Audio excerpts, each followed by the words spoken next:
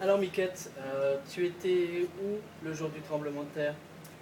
Le jour du tremblement de terre, j'étais à l'école et je suis professeure d'anatomie et physiologie. Donc, je rédisais quelques examens que j'avais donnés ce jour même. Et puis, à ce moment-là, je sentais que la terre commence à trembler. Moi, je ne savais pas vraiment exactement ce que c'était et je ne pouvais pas rester euh, je, je commençais à bouger de droite à gauche, à droite. Et à ce moment-là, je me suis rendu compte que c'était un tremblement de terre. Mais à ce moment-là, je ne savais même pas ce qui s'était passé. D'accord. Et est-ce que le bâtiment s'est écroulé? Est-ce qu'il y a eu des conséquences sur le bâtiment? Pas vraiment. Le bâtiment là où j'étais, c'était rien. euh, c'est- le tremblement de terre n'avait pas affecté ce bâtiment-là. Mais je dois vous dire que ça a bougé beaucoup de droite, à gauche à droite, ça a beaucoup bougé. Mais heureusement, il y avait aucun dommage. Ok, super. Et les enfants, est-ce que les enfants ont eu des problèmes? Est-ce qu'il y a eu des petites blessures, des choses comme ça? Pas vraiment, heureusement, c'était à la fin de la journée. Donc tous les élèves ont été au dehors, sur la cour, et ils jouaient sur la cour de l'école. Donc on a appelé tous les enfants de venir sur le terrain de foot. Et comme ça, on avait compté pour savoir si tous les élèves étaient vraiment là à l'école et tout. La plupart des élèves ont été déjà partis chez eux. Donc, à l'école, il n'y avait pas vraiment aucun dégât n'a été enregistré à l'école, heureusement. Mais au dehors de l'école, il y avait beaucoup de pression, si je peux dire. Il y avait un professeur qui sautait. Bon, le professeur,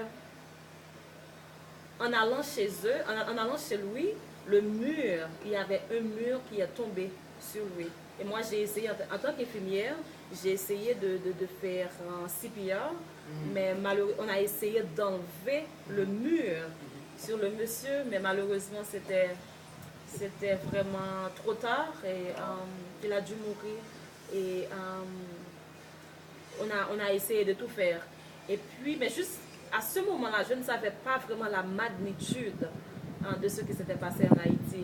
Puis j'ai vu des gens qui passent et ils pleurent. Il a beaucoup pleuré. Et, les visages complètement. Bon, vraiment, c'était vraiment triste. Et on m'a dit, bon, le palais, le palais national était effondré. Il y avait pas mal de supermarkets qui étaient effondrés aussi. C'était vraiment dommage. D'accord, très bien. Ok. Donc toi, après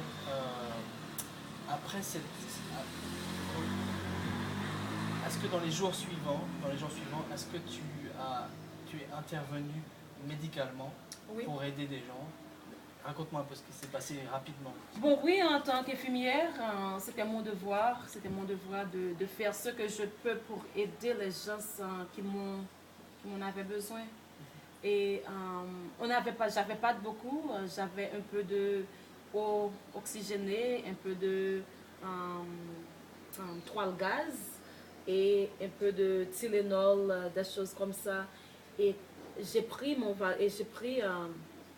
sac et je suis allée partout dans la zone pour aider les gens